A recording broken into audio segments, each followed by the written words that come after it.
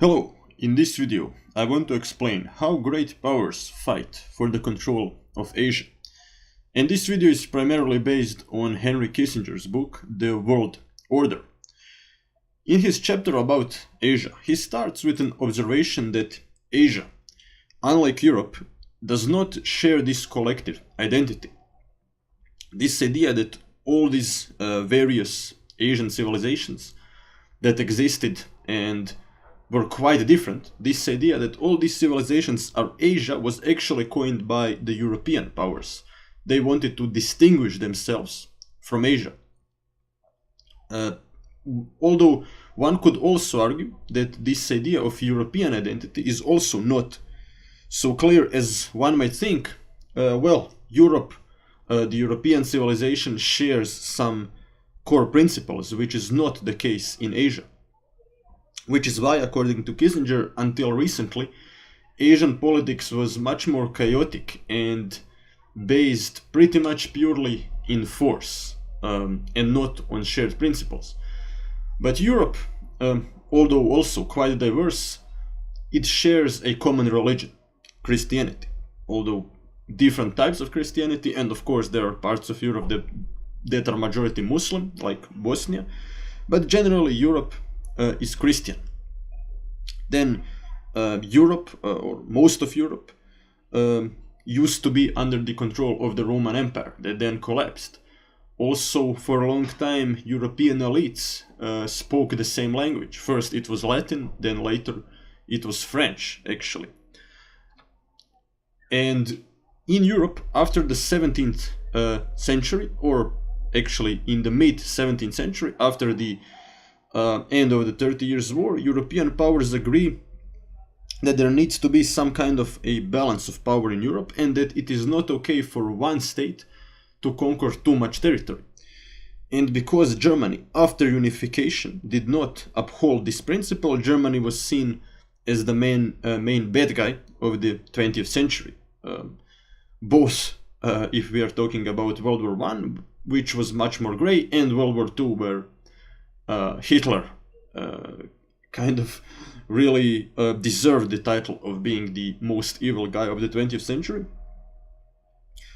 But now Kissinger describes essentially four main players that fight for the dominance in Asia, and also some very significant smaller players. But the main ones are Japan, India, Russia, and China. So Japan, historically speaking, was the one that most easily adapted to new circumstances. So when the American ship in the mid-19th century showed up and demanded free trade, the Japanese realized, well, these guys, they actually have better ships than us, so yeah, we should trade with them. And Japan was the first great Asian civilization that decided to imitate the West, both when it came to its military, its laws, its parliament, and that's why they were so successful in conquering the rest of Asia.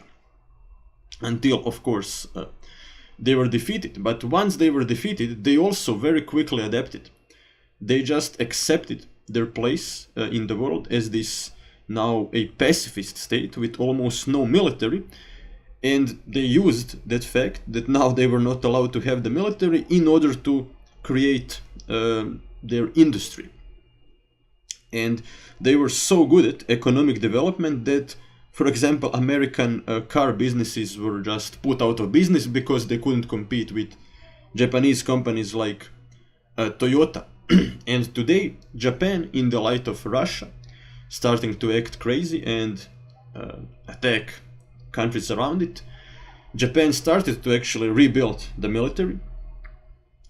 People often forget that Japan actually still has a territorial dispute with Russia that actually lasts way back from the time period of World War II. They are still disputing some island territories.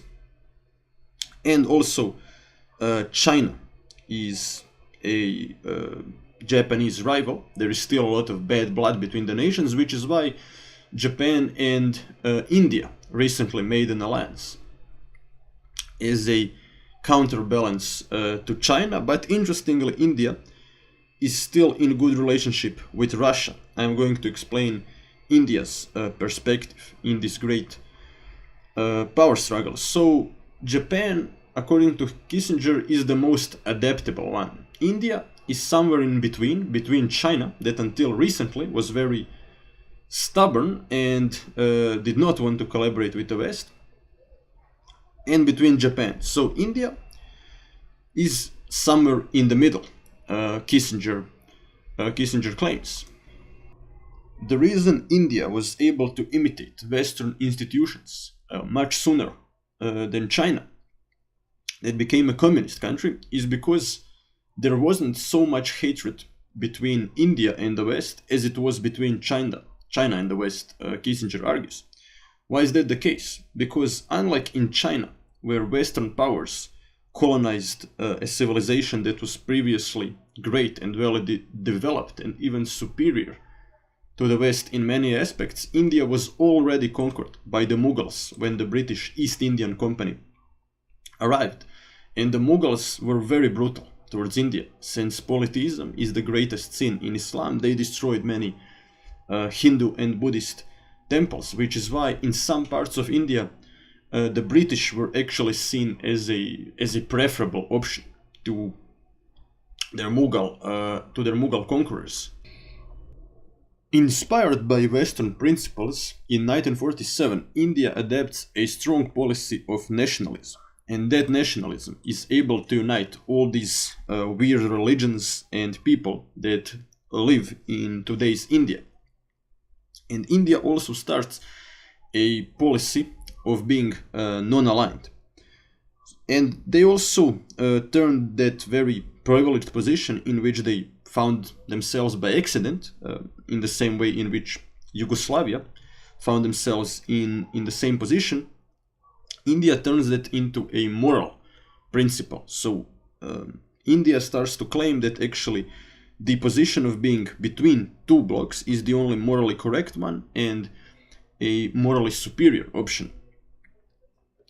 And after the 1962 clash with China, in which Mao Zedong decided to attack India during the Cuban Missile Crisis, India decides to move closer to the Soviets, because in that time period Soviets were already feuding with China, and because of that Pakistan actually becomes a Chinese ally.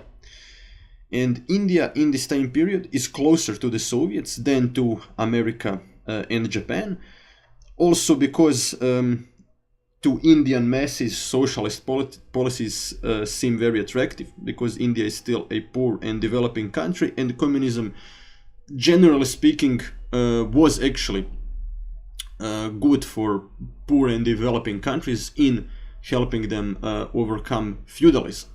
And India was definitely a country that to an extent also used similar policies in some of its regions.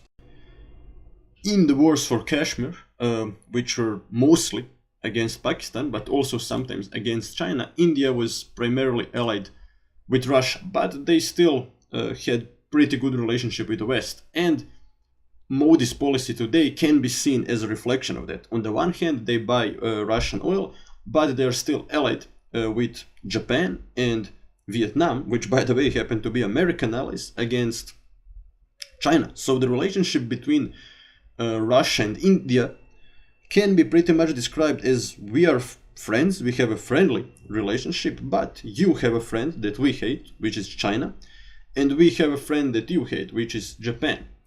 Japan is very clearly on the side of America, and they still have a territorial dispute with Russia. But then China is an example of a civilization. Kissinger argues that prior to getting colonized with the West was in many aspects, up until the 18th century, superior to the West, both demographically and when it comes to its GDP, even its military technology. Which is why in the late 18th century the Chinese emperors did not actually realize that these new barbarians that showed at their door and that demanded free trade actually had superior weapons. And as a result of that, they are defeated in the Opium Wars. And the first experience that the Chinese people had with this new free trade ideology was opium, essentially heroin. And that was also exploited by the communists later. And also, in the end, when Mao Zedong defeated the Chinese nationalists that were Western allies, he uttered that famous statement, the Chinese people have stood up. So Mao also used national pride and the fact that China just experienced a century of humiliation by the West in order to win the war.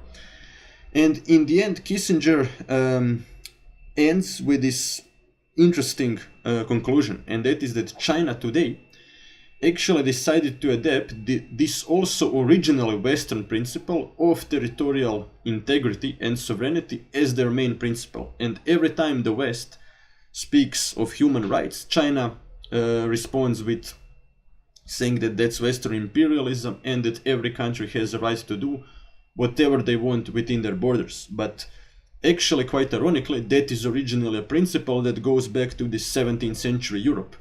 And that principle was established after the 30 Years' War as a compromise between Catholics and Protestants. And Kissinger argues that the Western world needs to find a balance between advocating for human rights and democracy, while at the same time sometimes being allied with the states that very clearly break those human rights, such as Israel and many countries in the Arab world.